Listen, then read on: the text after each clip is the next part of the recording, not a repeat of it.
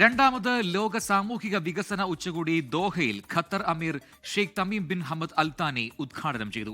സുഡാനിലെ ആഭ്യന്തര കലാപം അവസാനിപ്പിക്കണമെന്നും ഐക്യവും പരമാധികാരവും സുരക്ഷയും ഉറപ്പാക്കുന്ന പരിഹാരത്തിലേക്കെത്തണമെന്നും ഖത്തർ അമീർ ആവശ്യപ്പെട്ടു.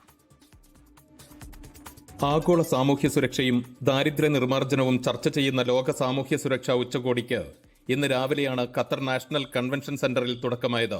യുഎന്നിന്റെ സഹകരണത്തോടെ സംഘടിപ്പിക്കുന്ന 3 ദിവസത്തെ ഉച്ചകോടി വ്യാഴാഴ്ച സമാപിക്കും. 140 രാജ്യങ്ങളിൽ നിന്നുള്ള രാഷ്ട്രത്തലവന്മാരും മന്ത്രിമാരും നയതന്ത്ര വിദഗ്ധരും വിവിധ യുഎൻ ഏജൻസി പ്രതിനിധികളും ഉച്ചകോടിയിൽ പങ്കെടുക്കുന്നുണ്ട്.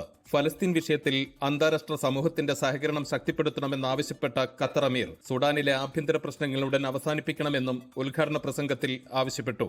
2 വർഷവും 6 മാസവും യുദ്ധത്തിന്റെ ഭീകരത അനുഭവിച്ചവരാണ് സുഡാൻ ജനതയെന്നും ഇത് അവസാനിപ്പിക്കേണ്ട സമയം അതിക്രമിച്ചുവെന്നും അമീർ പറഞ്ഞു. നീതി നടപ്പാക്കപ്പെടുകയും തങ്ങളുടെ ഭൂപ്രദേശങ്ങളിൽ ജനങ്ങൾക്കുള്ള ന്യായമായ അവകാശങ്ങൾ വിനിയോഗിക്കാൻ കഴിയുകയും ചെയ്യുന്നതുവരെ ഫലസ്തീൻ ജനതയ്ക്ക് പിന്തുണ നൽകാൻ അന്താരാഷ്ട്ര സമൂഹം തങ്ങളുടെ ശ്രമങ്ങൾ ഇരട്ടിയാക്കണമെന്നും അമീർ ആഹ്വാനം ചെയ്തു.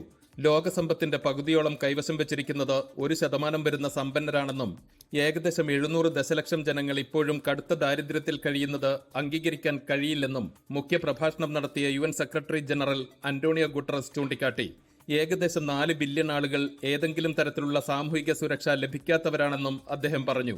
ദാരിദ്ര്യ നിർമ്മാർജ്ജനം, മാന്യമായ ജോലി, സാമൂഹ്യ സുരക്ഷ, ലിംഗസമത്വം, കാലാവസ്ഥാ വ്യതിയാനം തുടങ്ങി നിരവധി മേഖലകളിലെ വിഷയങ്ങളിൽ ലോകരാഷ്ട്രങ്ങളുടെ പ്രതിബദ്ധത ഉറപ്പാക്കാൻ ലക്ഷ്യമാക്കിയാണ് രണ്ടാമത് സാമൂഹ്യ സുരക്ഷാ ഉച്ചകോടി ദോഹയിൽ നടക്കുന്നത്.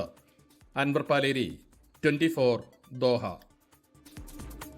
ലോകത്തെവിടെയായാലും ഏത് സമയത്തും 24 വാർത്തകളും ഓഗ്മെന്റഡ് റിയാലിറ്റി പാക്കേജുകളും എക്സ്പ്ലെയിനറുകളും വിശദമായി കാണാൻ ഞങ്ങളുടെ യൂട്യൂബ് ചാനൽ നിങ്ങൾക്ക് സബ്സ്ക്രൈബ് ചെയ്യാം.